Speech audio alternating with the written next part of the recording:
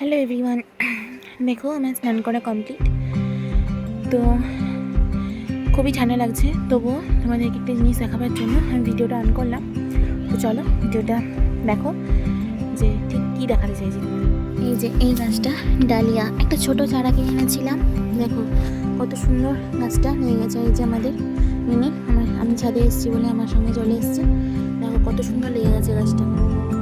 যদি ফুল হয় তোমাদেরকে অবশ্যই ভিডিও করে এই গাছটা, এটা আমি কি যে গাছ জানি না, কিন্তু ফুল দেখো, জাস্ট দেখো একবার। এই যে গেঁদা,